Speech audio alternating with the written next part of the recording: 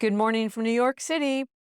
This morning I'm sitting here thinking about this gal who came to my house last week. I think I told you in the previous episode that I had one of those services here. This one's called The Real Real, that resell your clothing online.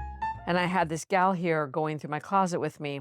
And we were having fun banter because obviously I worked in the fashion business for 20 years. So I'm making sure that she knows the details so we can get the highest price, right?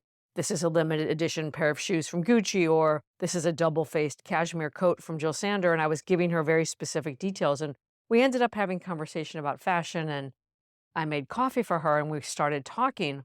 And of course, I turned the conversation onto her.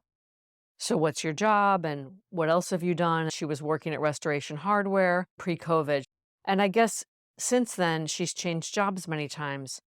And I could tell she was a little shy to talk to me. And I said to her, listen, I work with a lot of young people. So this is your chance as we're having coffee. Tell me your story. Let me see if I can help you imagine what might be next for you. So we got into the details of her story.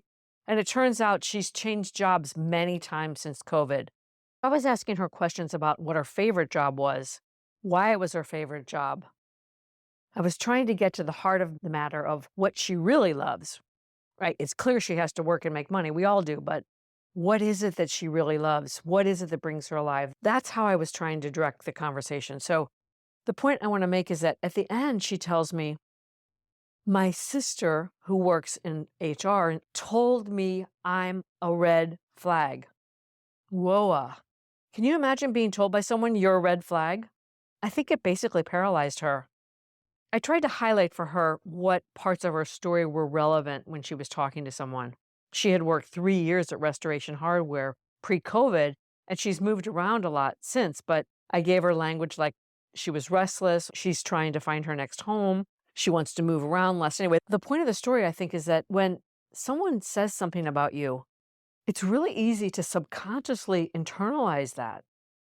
And I'd like to think that I helped her take back her own story. But I'd like to also say that it can go the other way too. Sometimes we can make a comment to somebody or be the recipient of a comment that makes us see ourselves and see possibility in a whole different way. My father was genius at this in a very organic, natural way. He would always say that one positive thing. He would always mirror back possibility. He was a believing mirror, and I love that language. My father was a believing mirror for me and for everybody around him. I think it's really beautiful when someone helps us to see possibility.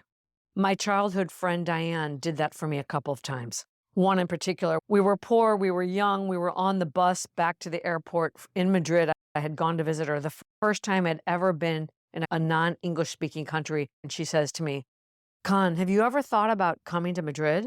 You picked up a lot of Spanish. And I burst out laughing. Oh my gosh, I was on the floor. I had never been exposed to a foreign language like that. And it was the first time I felt so entirely helpless. She said, Con, I've been studying Spanish for over 10 years. Trust me, you have a good ear. And with her words, she planted a seed that changed the entire trajectory of my life. She was right. I have an excellent ear. And I think it's because I played music all my life. Music and language are developed in the same part of the brain. I went back to London where I was studying abroad and promptly got myself accepted on the Madrid program and spent the following semester in Spain. And as I said, it completely changed the trajectory of my life. It's really beautiful when someone helps us to see possibility. I want to end with this quote that I absolutely love, and it sits on my desk. Be the reason someone feels seen, heard, and supported. Author unknown. I think that's beautiful. That's all for now. Until next time, from my heart to yours.